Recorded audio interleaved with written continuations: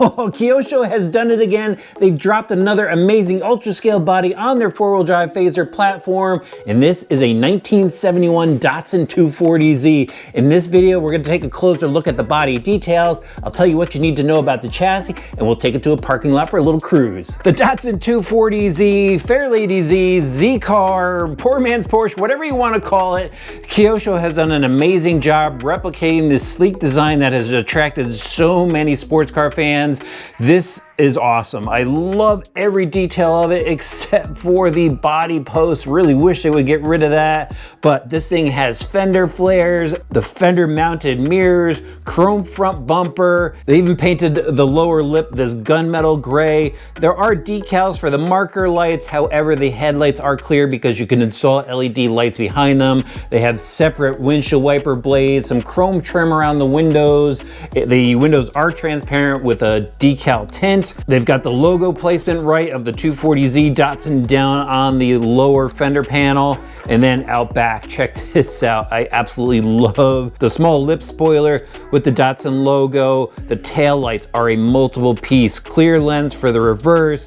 Turn signal is amber, brake light is red. Again, you could put LED lights in there, and then a chrome bumper to finish it off. I mean, they even have a raised panel here for the license plate, so it gives it some depth. Check out the wheels, very appropriate for the time. And then they have the VTA style tires on this. Absolutely awesome, guys. Again, the only thing that kills it is the body post. I'm not gonna harp on it because it is what it is. Now let's check out underneath. We've seen the Fazer chassis on the channel a million times before. I've reviewed this a bunch and there are no real changes. I'm gonna put some links in the video description below to all the other reviews, like the Toyota, like the Charger, so you could get more details on it. We're just gonna go over it really quick. Foam front bumper, adjustable body post in case you do wanna go and swap out the body. Right behind that, oil-filled coilover shocks do have composite bodies on them, but it does have an aluminum upper cap, double wishbone suspension, and composite steering knuckles. Attached to the end of the steering knuckle is a faux disc brake.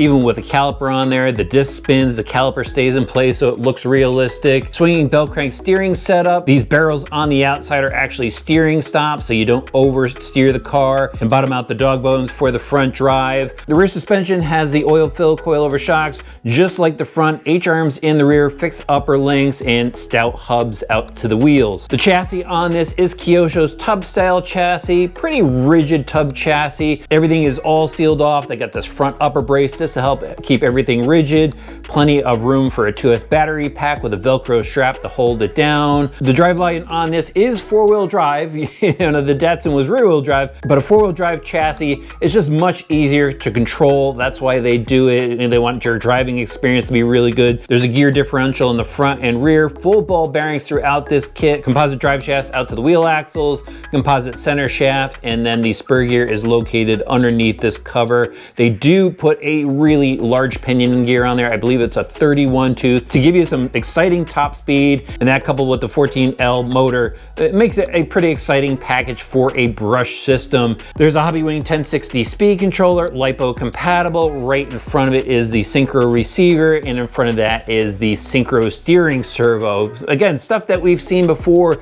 They give us the synchro radio system in the kit, your instruction manual, so if you've never driven a car before, that will get you up to speed. A bag with some additional parts such as wheel hexes, basic tools. There's even a bind plug and actually some decals. So if you want to go throw some Z stickers on this, you could do that. But that's the basics of this kit. It's really about this awesome body, and we need to see this in action. So let's head out to the parking lot. All right, guys, I'm at the test spot. I threw a fresh 2S pack in there and my GNSS, so let's see how fast it goes.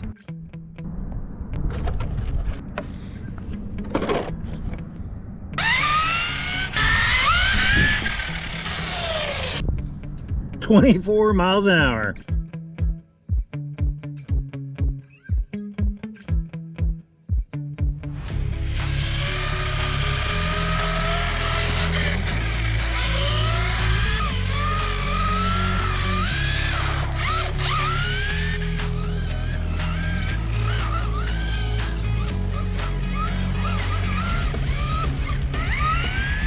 Love the look of this 240Z. Man, those mirrors up front on the fenders, just too cool.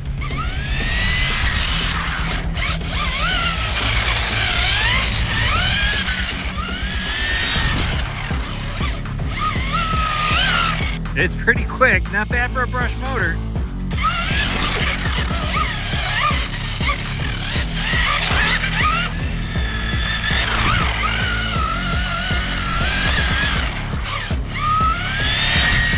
I have a problem with my specific car though. It's tweaked. You can see it just spins out.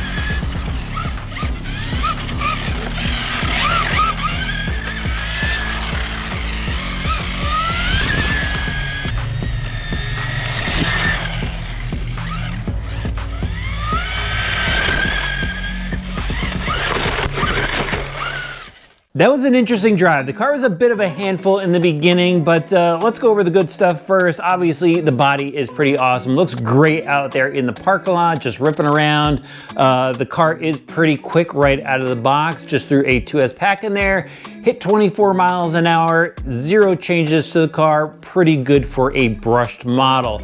Now, you know, a big part of an on-road car is obviously the steering, going in and out of corners and just being able to get onto the throttle as you come out of corners. And making right-hand turns, the model worked just fine, but when I made any left-hand turns, it would just spin out. I noticed it when it was entering the corner, when it was exiting the corner, both on and off power. So my mind was actually wandering while I was driving it, just trying to think of the changes that I needed to make to it. Obviously there was a tweak, so when I brought it back to the workshop here, I checked the tweak on it. I threw a screwdriver under it, lifted it up in the center just to see if one wheel lifted up before the other. The chassis seemed to be pretty square. Then I checked the shocks and I noticed the right rear, the right rear was a bit softer than the other, and then the front one shock was a bit softer than the other. So I took all the shocks off, just did a quick test in my hand to see which ones were firm, which ones are soft. Put the firm shocks up front, they were all the same length. Put the softer shocks in the rear, went back out. It made a little bit of a difference. Came back in, also laid down the rear shocks just to try to plant the rear end a little bit more. That helped it out a bit, but I still noticed a bit of the rear end coming around, making the left-hand turn, coming out of the corner. So I've got a little bit more suspension work to do. You know, usually these cars hook up pretty good right out of the box, and this one has a little bit of tweaking involved to it. It may just be my car, you may not experience it, but those are some of the things I went through to get the car dialed in. Other than that, the car works really well. A lot of fun to drive. Just be aware this thing eats tires. It eats up tires pretty quick. So that's something you're gonna have to keep in mind, especially if a car's doing donuts. I would say stop because it's really gonna wear out those rear tires. But another fun release from Kyosho. I will have links in the video description